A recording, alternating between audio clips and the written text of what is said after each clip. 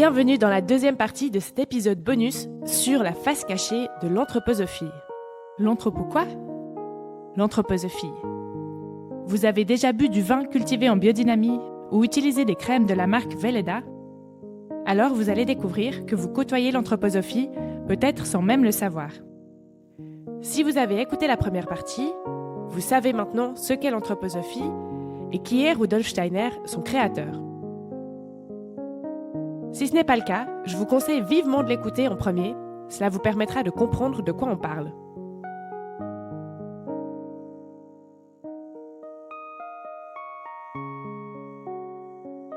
Je vous souhaite une bonne écoute de ce premier épisode bonus.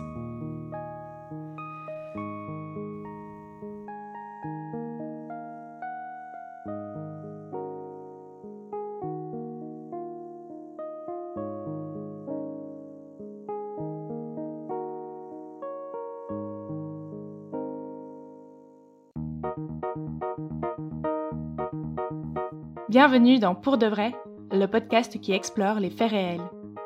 Je m'appelle Clémentine et je pense que les histoires vraies sont souvent le reflet du monde qui nous entoure et peuvent nous aider à le comprendre. Le premier dimanche de chaque mois, je vous raconte une nouvelle histoire vraie, parfois connue, parfois un peu moins. En fin d'épisode et à l'aide de différentes sources, j'apporte un éclairage et mon analyse sur une des thématiques en lien avec l'histoire. Bonne écoute!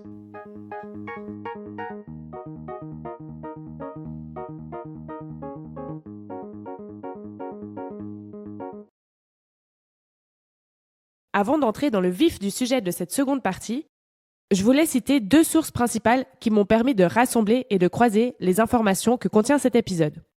La première, c'est une enquête de Jean-Baptiste Mallet parue dans Le Monde diplomatique en 2018 et qui s'intitule « L'anthroposophie, discrète multinationale de l'ésotérisme ». La seconde, c'est les témoignages et le site de Grégoire Perra. Grégoire Perra est un ex-anthroposophe qui a passé 30 ans de sa vie dans ce milieu et alerte aujourd'hui sur les dérives. Il tient un blog très complet et donne régulièrement des conférences et des interviews et en gros, c'est le lanceur d'alerte sur les dérives de l'anthroposophie. Il a participé à l'excellent podcast Méta de choc et si vous en voulez plus après cet épisode, je vous conseille les 6 épisodes d'1 heure où il raconte son entrée dans l'anthroposophie et l'emprise de l'organisation. Depuis sa sortie de l'anthroposophie, Grégoire Perra est victime d'une campagne de décrédibilisation de la part des anthroposophes. Il a d'ailleurs gagné un procès contre la Société des médecins anthroposophes qui avait porté plainte contre lui pour diffamation en octobre 2021.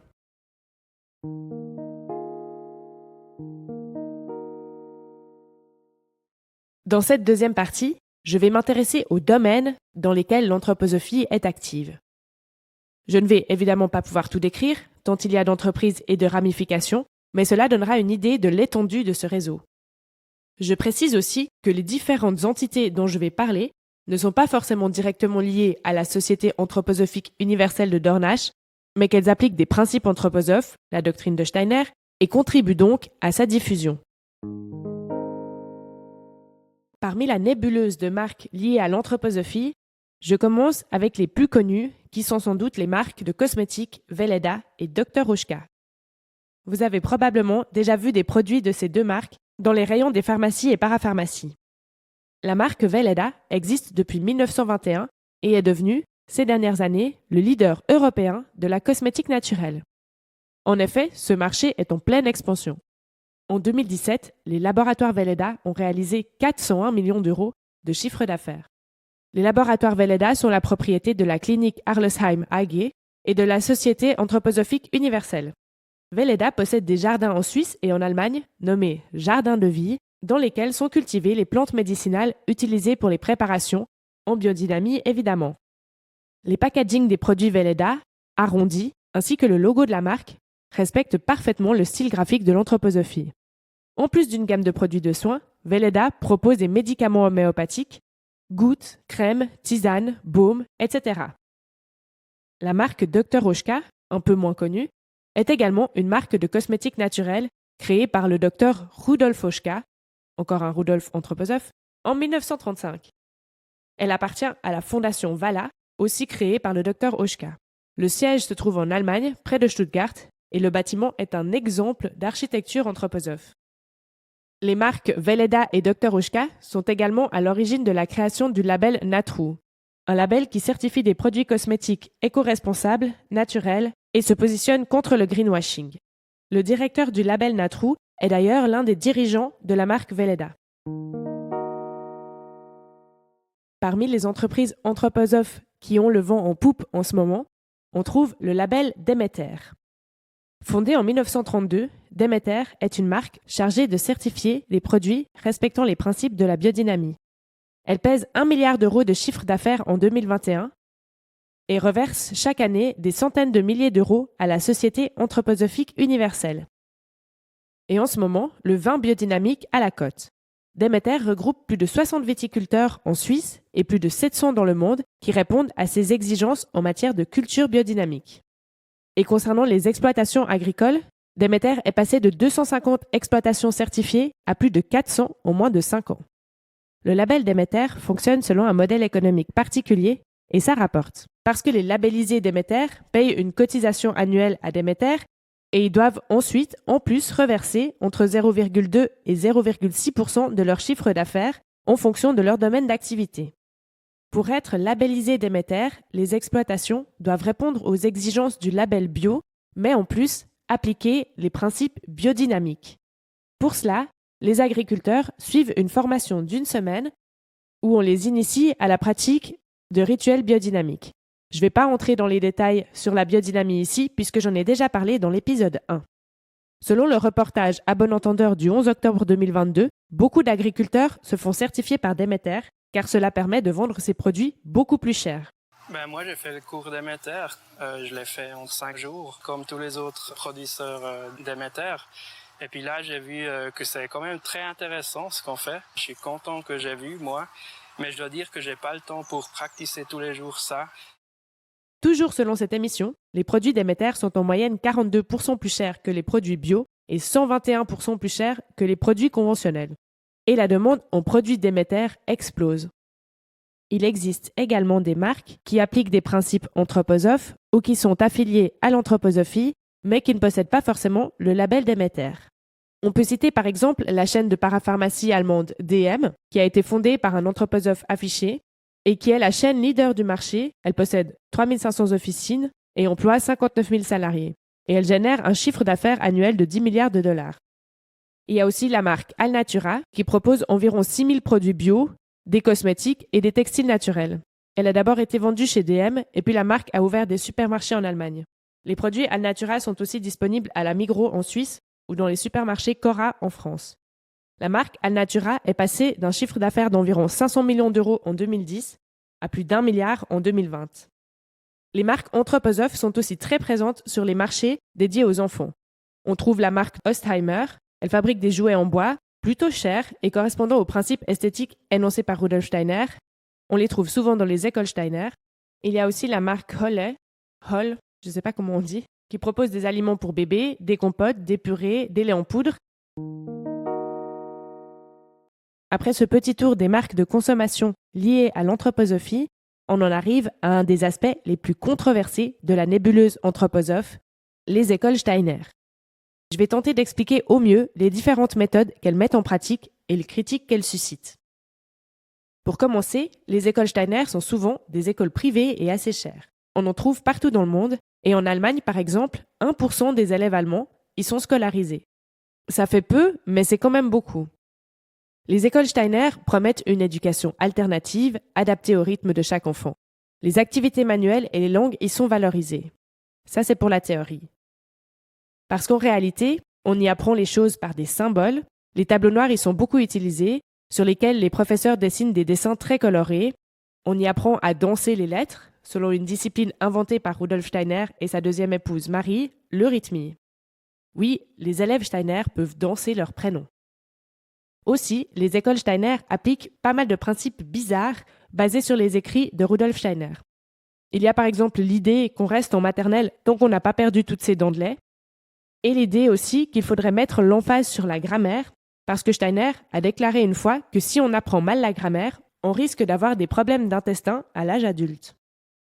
Les professeurs laissent entendre que l'Atlantide existe et le football serait interdit car c'est une activité qui dénature l'être humain, qui ne serait pas fait pour utiliser ses jambes. Alors il faut savoir évidemment que toutes les écoles Steiner n'appliquent pas avec la même rigueur les principes et que dans certaines, la présence de l'anthroposophie est plus discrète et insidieuse que dans d'autres. Les anthroposophes, c'est des gens malins. Si 100% des élèves étaient endoctrinés de façon visible à l'anthroposophie en sortant de ces écoles, ça se serait vu. C'est pas leur but, c'est pas leur intérêt. Si quelques élèves sortant de ces écoles vont diriger ce mouvement, ça leur suffit. L'école version Steiner fonctionne par cycle de 7 ans. Donc les classes restent les mêmes pendant 7 ans et les professeurs sont très proches des élèves. Ils leur écrivent des poèmes, ils les prennent sur leurs genoux, ils sont très tactiles. C'est une relation vraiment particulière. Dans les écoles Steiner, et c'est d'ailleurs une des choses qui plaît, c'est que l'accent est mis sur le faire. Les élèves font du pain, ils cultivent des jardins, ils tricotent, ils tissent des paniers, ils construisent des petits objets en bois qui sont ensuite fièrement exposés dans les classes. Dans l'enseignement, on n'utilise pas d'écran. On favorise les jouets en bois, le plastique est rejeté. Pour Steiner, la modernité est liée au démon Ahriman et elle est donc à proscrire. Il n'y a pas d'évaluation, pas de notes, ni de redoublement. Et même si les écoles Steiner disent développer l'esprit critique des élèves, il semble qu'en réalité, la remise en question des contenus enseignés, tant par les parents que par les élèves, est très mal vue et découragée. Les parents des élèves sont encouragés à s'impliquer dans la vie de l'école, qui est vue comme une communauté. C'est présenté comme une implication des parents dans la vie de l'établissement, mais certaines écoles proposent aussi des conférences pour les parents sur des thèmes anthroposophes, sans le dire clairement.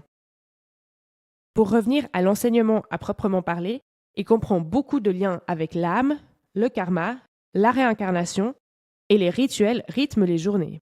Les élèves allument des bougies le matin, font des méditations et récitent des poèmes de Steiner. Et les professeurs sont investis d'une mission d'accompagnement des âmes des élèves. On écoute le témoignage de Grégoire Perrat à ce sujet. Professeur Steiner à Waldorf, il est là pour sauver les âmes des élèves, pas pour leur enseigner quelque chose, pas pour leur transmettre des connaissances et leur apprendre à réfléchir.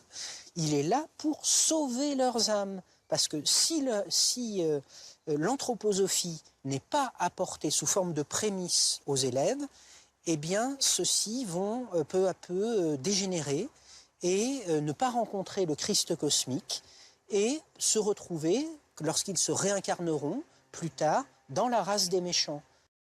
Alors on pourrait se dire qu'en fait, ça ressemble à une école religieuse, mais le problème, c'est que les écoles Steiner ne le disent pas. Contrairement, par exemple, aux écoles catholiques, où on sait dans quoi on met son enfant, les écoles Steiner disent ne pas enseigner l'anthroposophie, mais se baser sur les principes dans l'enseignement. L'année scolaire est donc rythmée par des rituels et des célébrations spécifiques qui sont présentés comme des rites de passage importants aux enfants. La cérémonie initiatique de la spirale de l'Avent, par exemple, est une fête qui a lieu dans toutes les écoles Steiner et qui consiste en des rituels où les élèves se passent des chandelles et chantent dans le noir pour symboliser le mouvement d'intérioration de l'âme durant l'hiver. Voilà dans les grandes lignes ce qui se passe dans les écoles Steiner. Et évidemment, ces écoles Steiner font l'objet de nombreuses critiques. Parmi les critiques, on trouve notamment le manque de protection. Les enfants ne seraient pas assez protégés, par exemple lors d'activités manuelles. Car selon la doctrine de Steiner, on part du principe que si un élève se blesse, c'est qu'il devait se blesser. C'est pareil pour le harcèlement entre élèves. Les élèves reproduisent l'ordre cosmique et donc il faudrait laisser faire et ne pas intervenir. Au Royaume-Uni, suite à des plaintes, des écoles Steiner ont d'ailleurs été fermées. La totalité des écoles Steiner anglaises ont été inspectées l'an dernier. Le résultat est sans appel. Les 3/4 d'entre elles ont été jugées insuffisantes, voire inadaptées, en ce qui concerne la qualité de l'éducation, l'accueil des enfants handicapés ou la sécurité des écoliers. J'en ai déjà parlé dans l'épisode 1, la vaccination est déconseillée puisque Steiner considérerait la maladie comme nécessaire pour l'avancement de l'âme. S'en protéger par le vaccin serait donc empêcher l'âme de résoudre sa dette karmique. On a ainsi vu des épidémies de rougeole se répandre dans des écoles Steiner. Il semble aussi qu'au sein de ces écoles, et c'est extrêmement grave, les enfants noirs et roux sont moins bien traités que les autres. On retrouverait donc ici la hiérarchie des races prônée par Steiner. Et pour montrer que la pédagogie Steiner est présente parfois insidieusement, je voulais parler de l'exemple de l'école du domaine du possible en France. En 2015, Françoise Nissen, la directrice des éditions Actes Sud, et son mari, Jean-Paul Capitani, ouvre une école baptisée Domaine du possible à Arles. L'école ne se revendique pas de l'anthroposophie et n'en fait pas mention dans sa brochure de présentation. Des témoignages portent pourtant à croire que l'enseignement y respecte en tout point les principes de Steiner. Et le directeur de l'école est Henri Dahan, dont l'épouse, Praxède Dahan, est membre du comité directeur de la Société anthroposophique en France. Dans le journal de la section pédagogique du Goetheanum, M. Capitani a déclaré que si l'école n'était pas labellisée Steiner-Waldorf, c'est parce qu'en France, il y aurait, je cite, « beaucoup trop de préjugés à l'égard du spiritualisme et contre Steiner en particulier ». L'école du domaine du possible est donc bien une école Steiner qui ne dit pas son nom. Il est important de relever que Françoise Nissen est ensuite devenue ministre de la Culture dans le gouvernement français de 2017 à 2018. Et c'est assez paradoxal en sachant qu'elle a ouvert une école qui s'oppose aux méthodes de l'éducation nationale et de l'éducation traditionnelle. Il existe probablement beaucoup d'autres exemples du même type, mais je trouvais que celui-ci était révélateur du fait que les écoles Steiner, dans la majorité des cas, n'expriment pas clairement leur lien avec l'anthroposophie. Je l'ai déjà dit, la philosophie de Steiner s'applique à énormément de domaines de la vie. Il existe donc plusieurs banques anthroposophes qui suivent les principes de Rudolf Steiner aussi bien dans leurs investissements que dans leur management. Les principales sont Triodos, la Nef et GLS Bank. Sur la page d'accueil de son site, Triodos clame « L'argent au service d'un monde meilleur ». La couleur est annoncée, ces banques se revendiquent de la finance éthique et responsable. Sur son site, la banque active en France, la Nef, qui est l'acronyme de Nouvelle économie fraternelle, annonce « Nous défendons une finance saine et transparente. Notre choix, financer uniquement des projets à plus-value écologique, sociale ou culturelle. » On trouve aussi des infographies qui montrent le type de projet dans lesquels investit la banque, orientés vers le social, les énergies renouvelables et le bio. GLS Bank se définit comme la première banque éthique d'Allemagne. Sur son site, on trouve aussi des références au bio, aux énergies renouvelables et à l'économie circulaire. Le tout est si bien présenté qu'on pourrait presque en oublier qu'il s'agit bien de banques et pas d'organismes à visée sociale. Ces banques réalisent d'ailleurs de beaux profits avec des business auxquels personne ne croyait il y a quelques années.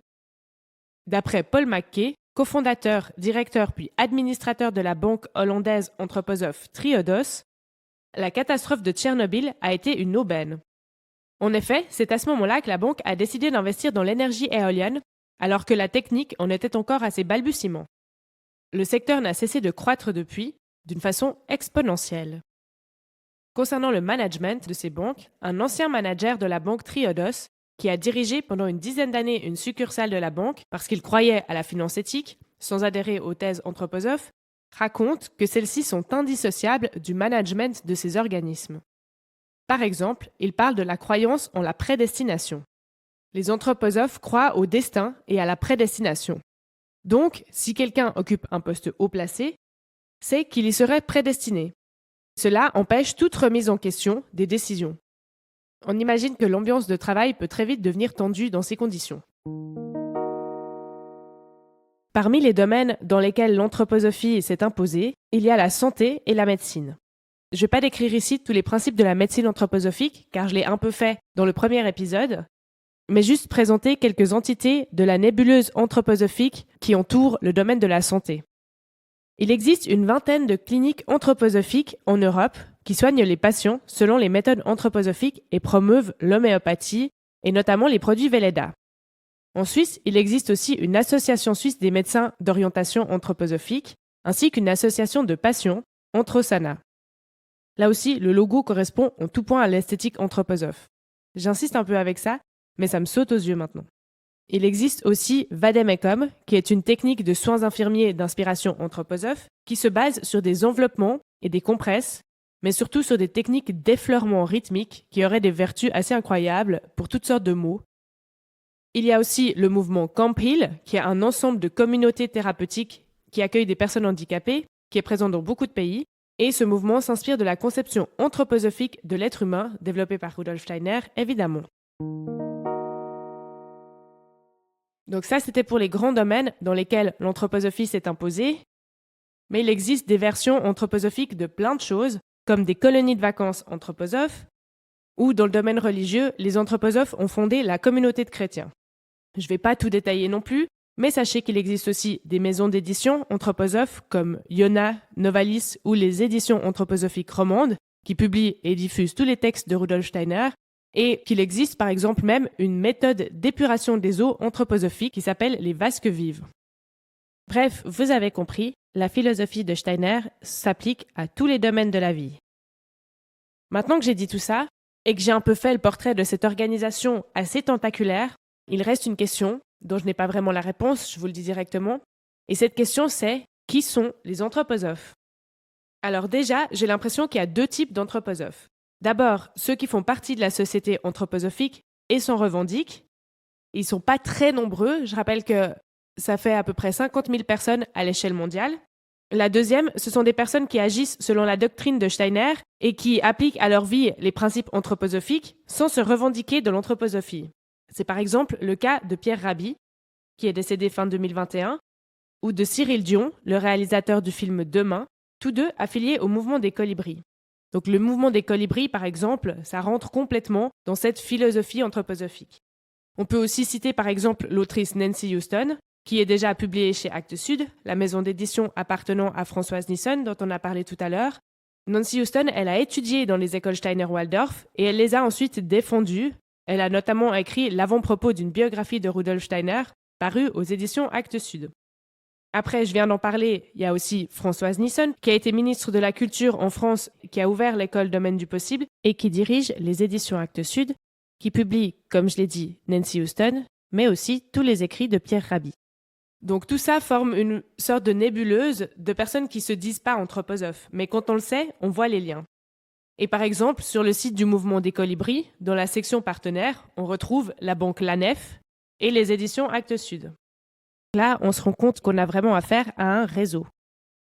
Je trouvais aussi intéressant ici de parler de Nisei Yamaguchi.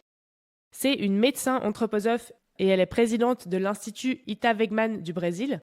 Donc vous vous souvenez, dans le premier épisode, on a parlé d'Ita Wegman. C'est elle qui a fondé la première clinique anthroposophe avec Rudolf Steiner.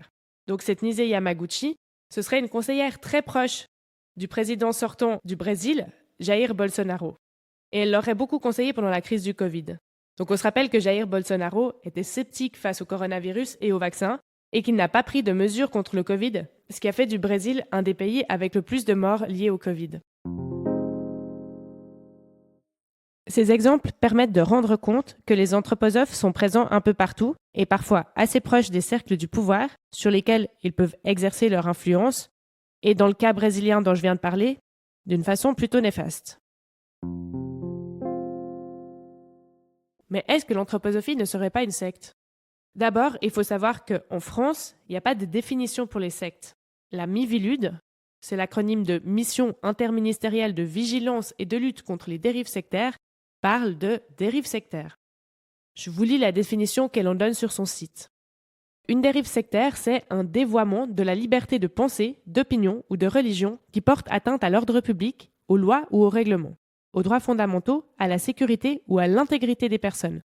Elle se caractérise par la mise en œuvre, par un groupe organisé ou par un individu isolé, de pression ou de techniques ayant pour but de créer, de maintenir ou d'exploiter chez une personne un état de suggestion psychologique ou physique en la privant d'une partie de son libre arbitre avec des conséquences dommageables pour cette personne, son entourage ou la société. Il est difficile de dire si l'anthroposophie entre dans cette définition. D'après le témoignage de Grégoire Perra, on pourrait penser que si on fait vraiment partie intégrante de l'anthroposophie, oui, il y a une forme de pression du groupe et de suggestion psychologique. La MIVILUD a fait figurer l'anthroposophie dans un rapport sur les dérives sectaires, puis l'a retiré, mais l'anthroposophie est quand même surveillée. Sur les écoles Steiner, la MIVILUD a déclaré « La MIVILUD n'a pas eu connaissance de cas avérés de dérives sectaires dans les écoles Steiner-Waldorf, mais il semble légitime de s'interroger sur les conséquences possibles de la pédagogie qui y est dispensée, en particulier quant à la transparence de ses références doctrinales et quant au respect de la laïcité et du socle commun de connaissances et de compétences par lequel la loi définit ce que tout élève doit savoir et maîtriser à la fin de la scolarité obligatoire. » Donc en gros, la MIVILUD ne prend pas vraiment position, mais appelle à la vigilance quant aux fondements ésotériques qui ne seraient pas toujours annoncés clairement, et au contenu des cours. Il y a quand même quelques red flags qui pop ici et là.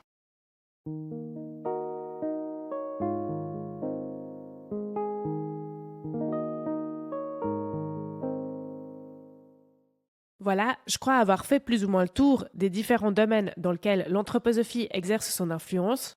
Il existe peut-être des choses à côté desquelles je suis complètement passée, et si c'est le cas, ça m'intéresse vraiment, et n'hésitez pas à venir me le dire, par exemple sur le compte Instagram du podcast, pour de vrai, séparé par des underscores, .podcast.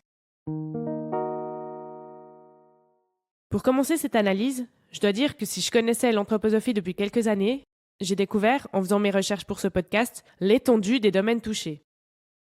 Je suis à la fois impressionnée par ce qu'a réussi à laisser Rudolf Steiner et assez horrifiée que finalement, si peu de personnes soient au courant de l'étendue de cet héritage. Moi, je connaissais l'anthroposophie de loin et j'ai déjà constaté que beaucoup de personnes adhèrent à certaines de leurs idées sans avoir conscience, en fait, qu'elles émanent de l'anthroposophie et même sans avoir conscience de l'existence de cette organisation. Beaucoup de personnes ont une idée positive des écoles Steiner qui proposerait une pédagogie alternative et une éducation plus adaptée aux besoins de l'enfant pour qu'il puisse s'épanouir et libérer son potentiel. J'ai l'impression que beaucoup de personnes pensent que cette pédagogie développe l'esprit critique et la liberté de penser, car c'est ce qui est annoncé, mais en réalité, il semble que c'est plutôt l'inverse. C'est normal que l'idée d'une école libre et adaptée à tous séduise, mais il me semble que les gens ont rarement conscience de sur quoi repose la pédagogie Steiner. Sinon, il y en a peut-être une partie qui ne mettrait pas leurs enfants dans ces écoles. Il me semble aussi que les écoles Steiner, elles se positionnent sur un créneau qui séduit en ce moment, c'est l'éducation sans écran, en prenant le contre-pied de l'éducation traditionnelle qui utilise pas mal d'écrans. Et même si je trouve à titre personnel que c'est une idée intéressante, comme il y en a d'autres d'ailleurs dans la pédagogie Steiner, pour moi le fait de ne pas faire redoubler les élèves, c'est vraiment une idée intéressante. Mais bref, même si elles ont des idées intéressantes, le problème, c'est que les écoles Steiner les appliquent pour des raisons qu'elles n'expriment pas clairement. En effet, je doute que la plupart des parents sachent que la raison réelle derrière le rejet des écrans, c'est le démon Harriman. Après, j'exclus pas non plus qu'une part des parents en ait conscience, mais en fait, qu'ils s'en fichent. Parce que pour eux, c'est plus important qu'il n'y ait pas d'écran que la doctrine qui se trouve derrière et qu'ils n'y voient pas un danger réel. Toujours par rapport aux écoles, je voulais aussi soulever l'aspect économique. Parce qu'en fait, les écoles Steiner, elles coûtent généralement cher, donc c'est souvent des enfants de milieux favorisés qui y sont scolarisés. Et je pense que ça permet en fait de ne pas voir les problèmes qui sont liés à l'enseignement et les éventuelles lacunes de cet enseignement, parce que les parents, comme ils viennent de milieux culturels riches et éduqués, ils peuvent fournir à l'enfant un bagage culturel qui palliera au manque. Et donc on ne va pas remarquer en fait qu'il y a certains enseignements qui sont lacunaires. À titre d'exemple, il y a beaucoup de cadres de la Silicon Valley qui travaillent dans les startups, qui mettent leurs enfants dans des écoles Steiner sans écran. Mais en fait, ce ne sera pas un souci pour eux qu'ils n'aient pas accès à des écrans à l'école, parce qu'ils apprendront à s'en servir de toute façon dans le milieu familial. En faisant cet épisode un peu différent et qui j'espère vous plaira, j'ai vraiment découvert que l'anthroposophie, c'est un réseau, dans le sens où par exemple, les banques anthroposophes, elles financent les écoles Steiner-Waldorf ou divers projets d'inspiration anthroposophique, comme le mouvement des colibris, ou des entreprises qui respectent les principes anthroposophiques. Je ne veux pas vraiment dénoncer quelque chose ici, mais je pense vraiment qu'il faut être conscient que ce mouvement existe, qu'il est large, et qu'il diffuse ses principes cosmiques et ésotériques dans de nombreux domaines, et qui brasse aussi beaucoup d'argent, à tel point qu'il possède un lobby à Bruxelles pour veiller à ses intérêts. Enfin, c'est quand même dingue, non ? Il faudrait aussi avoir à l'esprit que quand on achète des produits, par exemple Velleda, on finance ce système. Et aussi, quand on achète ces carottes Déméter 2 à 3 fois plus chères que des carottes standards, ou ce délicieux petit vin cultivé en biodynamie, on finance le fait que des agriculteurs aient enterré des vessies de vaches dans leurs champs, mais aussi une organisation, une multinationale, qui repose sur des idées racistes et conservatrices, et qui se positionne, par exemple, contre l'avortement ou la contraception hormonale. Personnellement, j'ai pas très envie de cautionner ça. Donc j'appelle pas au boycott, mais à la prise de conscience. Et il y a des choses, personnellement, que je vais continuer de faire. Par exemple, j'aime beaucoup l'autrice Nancy Houston, et ses écrits, je vais continuer à les lire. Mais je trouve que c'est quand même intéressant de savoir d'où elle parle, et pour moi, ça ouvre d'autres perspectives.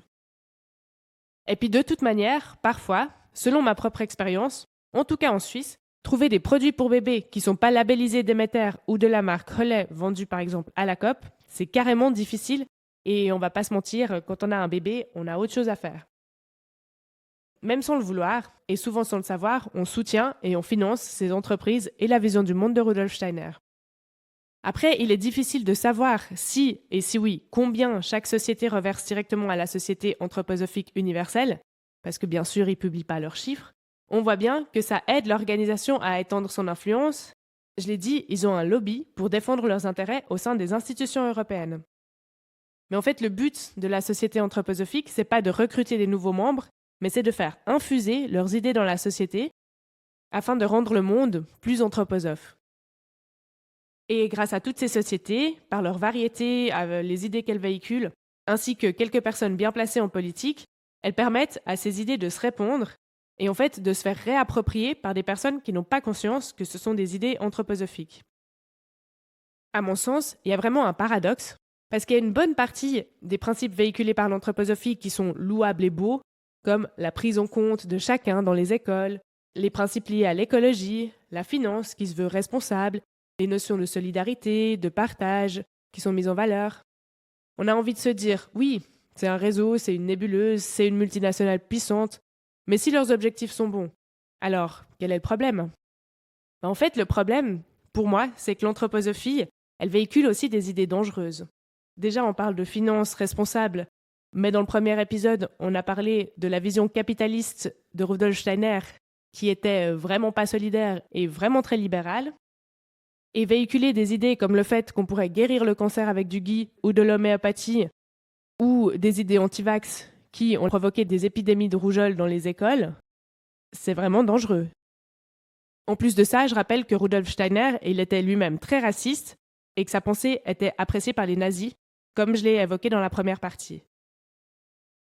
Donc, pour moi, la pensée anthroposophe, même si, à la base, elle a l'air plutôt inoffensive et même séduisante, elle peut assez vite glisser vers des dérives fascistes. Par exemple, pour moi, la croyance en la prédestination, donc qui ne tolère pas la remise en cause, ou le fait que les enfants noirs ou roux soient moins bien traités dans les écoles, je trouve ça vraiment choquant et je trouve vraiment qu'on devrait en parler plus et s'interroger. Et pour finir, je reviens à la notion de secte. J'ai l'impression que la Miviludes, elle prend pas trop position et qu'elle change d'avis régulièrement. Peut-être que c'est lié à différentes influences de personnes qui se retrouveraient proches des cercles de pouvoir. J'ai l'impression qu'elle peut pas faire grand-chose à part juste garder un œil sur l'organisation.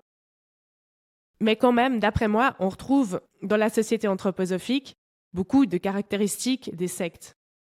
Il y a un gourou vénéré, Rudolf Steiner, qui serait habité par une vision divine. Il y a une théorie pseudo-scientifique fumeuse, un réseau tentaculaire mondial qui touche à de multiples domaines, des structures de financement avec les banques et enfin, une opacité totale pour masquer à l'opinion publique la réalité de ses activités et de ses conceptions. Pour terminer, je précise que j'ai rien contre les personnes qui croient au principe anthroposophe, ou qui croient à ce qu'elles veulent d'ailleurs, mais que mon but ici, c'est de mettre en lumière un système qui existe pour de vrai et qui agit en souterrain. J'espère que cet épisode bonus en 2 parties vous aura intéressé et appris des choses.